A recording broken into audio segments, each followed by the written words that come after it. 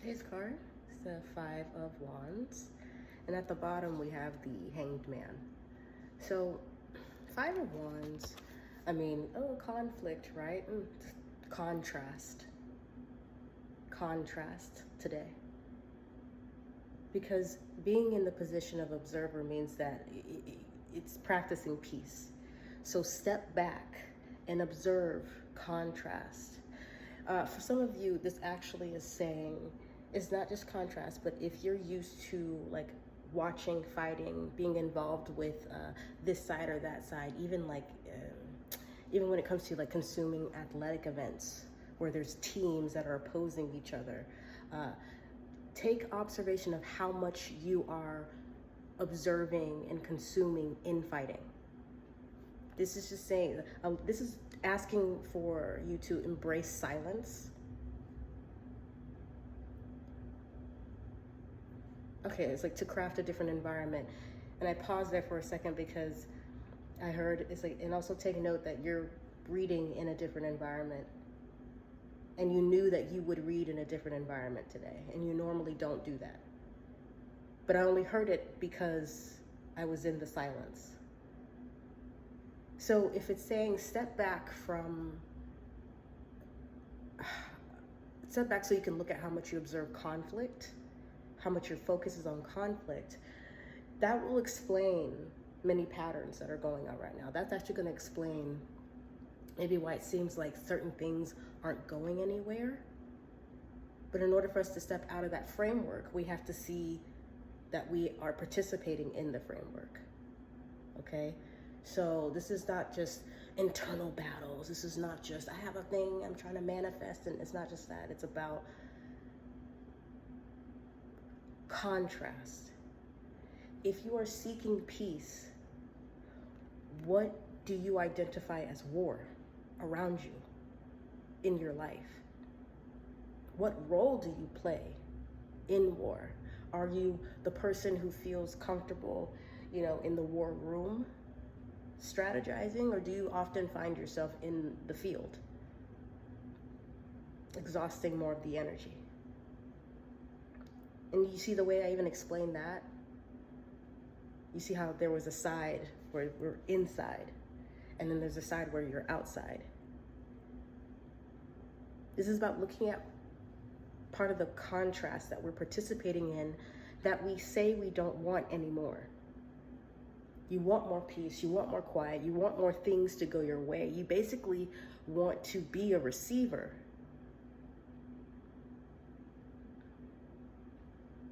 But you're looking at situations that are about taking. There's something about I just heard it, like our relationship to ascension is a little distorted here, and we can rectify that. And I say ascension because the Hanged Man can talk very much about extreme changing of perspective. Some might even say being forced to see something from a different perspective. And I'm getting a visual of a triangle. I mean, we do have a triangular shape here as well, but I'm getting a vision of a triangle specifically, and how reviewing our relationship to parallel, reviewing our relationship to what it means to actually shift identities. And then realizing it doesn't actually have to be so complicated, just because the act of trying to figure this out, the act of trying to look at your life differently, is you already being the Hanged Man. There's nothing wrong with being in this position. And there's nothing wrong with the fact that you can see contrast, that you can see conflict, because the contrast and even conflict, but I want to use contrast instead, shows you what you do want. But if you're focused on the don't want, that's why the cycle keeps going. And being the Hanged Man energy, embodying this vibration of I'm rooted in stepping back here.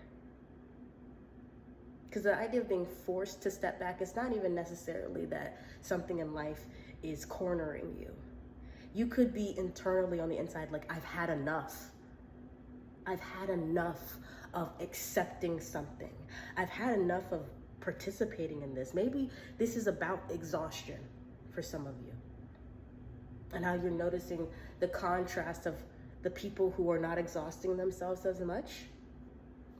I'm going to outright say it. The topic of a good example, a really good example of this is the topic of those who are like with women, those who are choosing to be single and focus on themselves versus those who are choosing to prioritize, let's say, a partnership.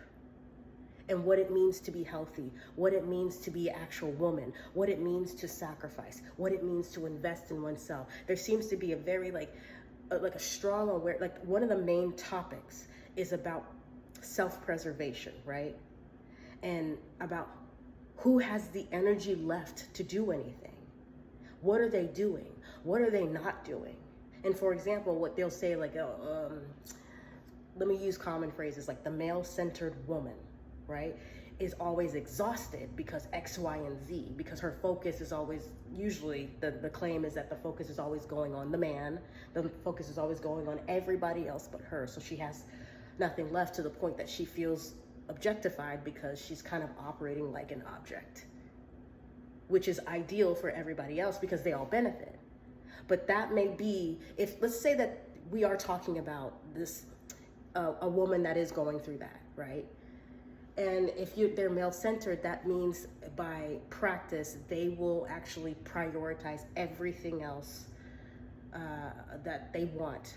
They will prioritize what someone else, and by default, a man, wants over what she feels safe as doing. That seems to be the premise, right? But what she can notice, someone like that can notice, because it's not even just male-centered women, it's anyone who's in a position of feels like overly giving, where the overflow was not being beneficial. Everybody else has energy. Everybody else can do stuff. Everybody else, but she's depleted. She's tired. And I feel like I had to use that example because it's relevant, okay? And on the other side of that, there seems to be like some anger around that from some people, where it's like the people who are not centering others, not just men necessarily, but others in their lives. They're going on vacation, they're putting themselves first, they're getting their nails done, they're doing all this stuff. They're doing, more, they basically don't have to answer to others. So this could be talking about, for some of us, we're noticing the contrast and what it means to answer to others, because that can just be about the ways that we seek validation in general. Why we're even fighting. It's the validation from the other side. It's the validation of the reward. It's the validation of being the strongest, the validation of being the quickest, the best, the most attractive.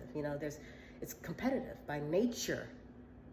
But I think the problem I'm hearing right now is that whether you're a woman or not, how I identify, I just use that example of male-centered women because I know it's a topic, especially online. But you may be noticing that, like the Five of Wands, competition isn't a problem. Contrast isn't an issue. It's showing us something. It can be friendly, but what are we expecting out of this? This is, even in nature, we'll find conflict and contrast. And what does nature do? It will adjust. It's going to adjust. So that this is depicting change. And this is asking you, can you be still as you witness change, which is contrast?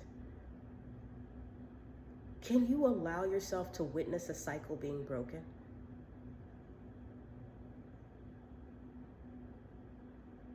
Can that be safe? For some of you, it's about breaking the cycle of not listening to your mind. Not listening to your mind.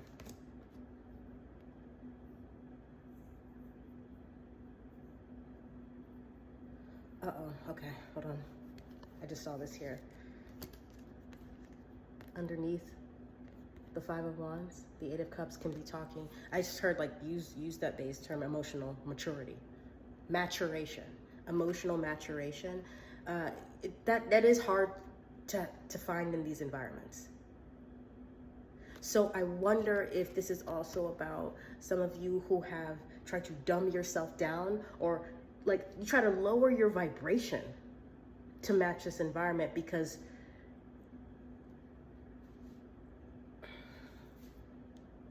lowering your vibration to gain access to something that's in here. Maybe you were taught different ways to make yourself quiet, because I talked about silence in the beginning, right? To make yourself quiet, silence something so that you can be next to, in proximity in this environment. This is the first time I've ever seen the Hangman as like intentionally trying to lower a vibration. But when it's next to the Five of Wands, it's really easy to see it like that.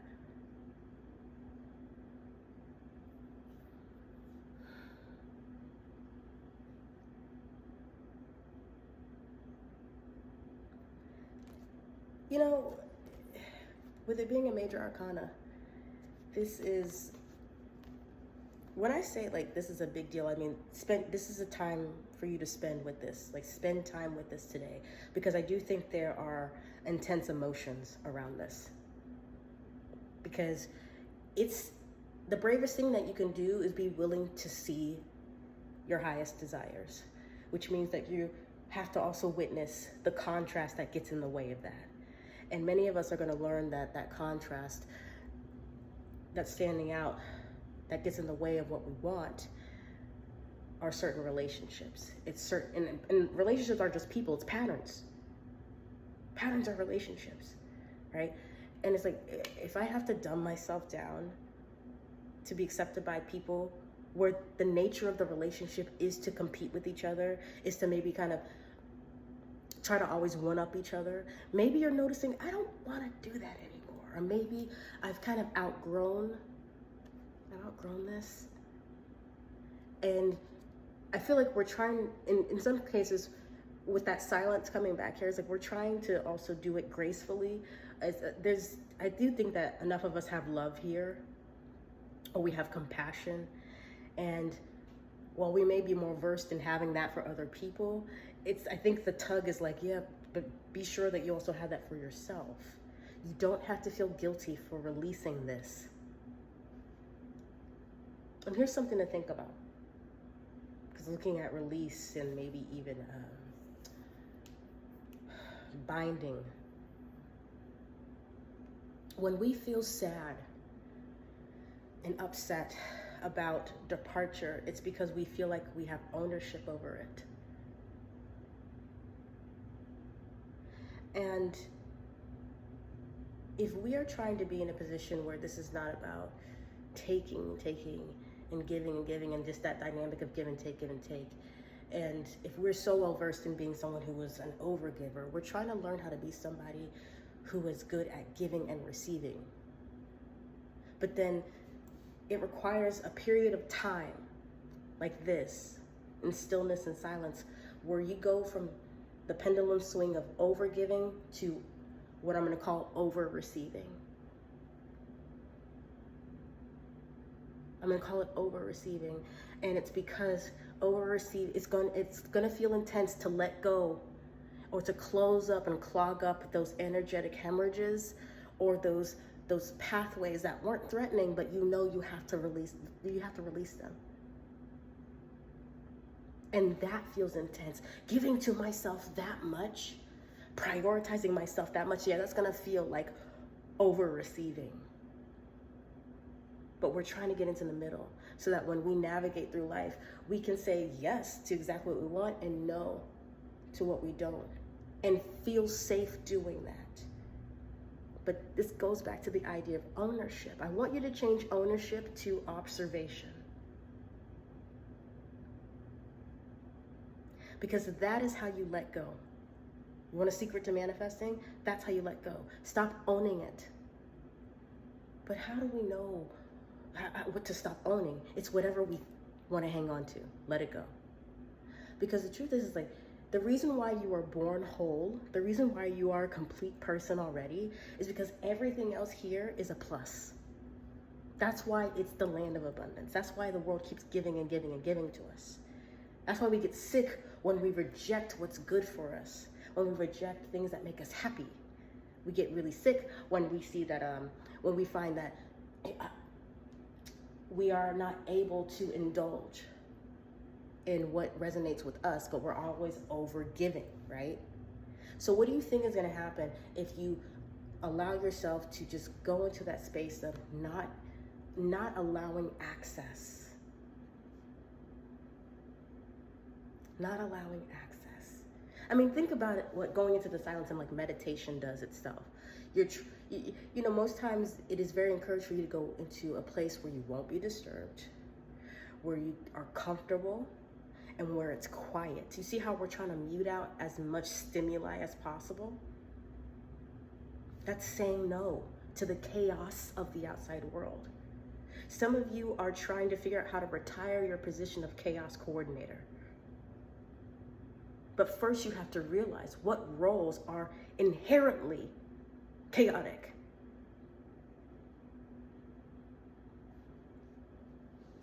You can't do that unless you step back and look. Look at the patterns. What never stops clashing? And is it meant to do that? Because I feel like part of this Eight of Cups here, part of this Eight of Cups here is showing that part of emotional maturity is knowing that you're not supposed to maybe fix certain things, because maybe something doesn't get fixed because maybe it's not broken. And allowing yourself to be the person who moves on from that instead of trying to be everyone's hero except yours. Trying to save, trying to always be accessible, always trying to, you see how this person is even moving on in solitude? In solitude, but this is not quiet here. In fact, this is 5. This is usually my card of like the human, the 5 senses, that sensory experience, that very earthly rooted number. The head, the legs, the arms, the extensions from the central, the heart, the fire. This dynamic right here, contrast, conflict, instead of seeing it as a problem, just see it. You see, I'm not going to tell you to see it as a solution. If you just see it, that in itself is the solution, because you are operating as a solution, because you've stepped out of the conflict. And the more you spend time stepping out of the conflict, what do you think is going to happen? What do you think happens the more you spend time outside of this?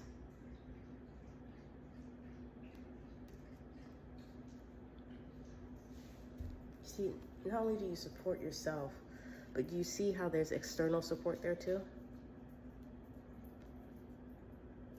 Look.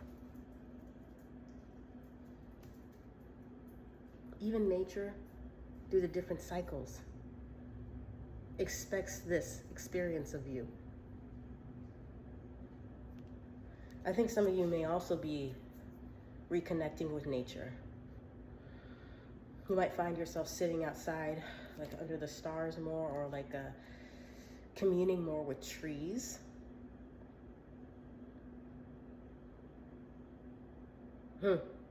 Trees, family trees sounds important here. Because I just saw something about like there's a branch, but it's like a dead branch, but it's still attached.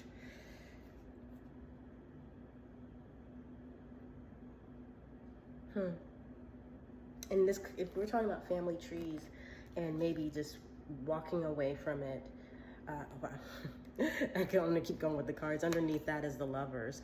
And I think about genetics with the Lovers. Because Gemini and the twins and like DNA replication. For some of you, this is talking about the roots and uprooting yourself, because you realize, okay, that this is just the way it is. Maybe actually spending so much time trying to fix it has gotten you to a place to where you realize that's not my job. Because the theme of exhaustion, the vibration of exhaustion, finally spoke to you. Which means you finally accepted it. So I think for today is really asking you to, again, just look at the contrast in your life. And if it feels intense, that lets you know that's where the work wants you. You see, this is about learning how to receive more. And wherever you're feeling that tension, that's where you're wanted. Your observation, your acceptance is wanted there. Your acceptance is love. You are wanted there because you are capable. All of this, everything that everything that's created, and we'll talk, I'm sure we'll talk about this more. Maybe if it comes out through a reading, if I just do it here, but everything that you want, when they say it already exists because you're already worthy, which means that ownership of things here doesn't totally make sense. And that's what I want to talk about in another video, okay? Because this is going to start making more and more and more sense. But I also want you to understand that, okay, I just heard this here, before you end it, say this to them. Say this to them. Because I'm going to talk about it later. An identity shift is naturally kind of violent by nature, okay? That's why time with the Hanged Man can be a factor here, but it's inherently like jarring.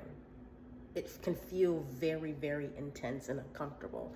So it by nature, shifting identity or even accepting or choosing to see the truth of what's going on can feel scary, dangerous, if not just outright like harmful. But we'll talk more about that another time. I appreciate you joining me here. If you like this reading, let me know. I used to complain about time, but I'm in a place now to where I just really don't give a shit about limitations, okay? So if you like this and you made it this far, I appreciate you. Be sure to continue to put yourself first, because that is the way, okay? And be okay with breaking the rules so that you can figure out what the rules are.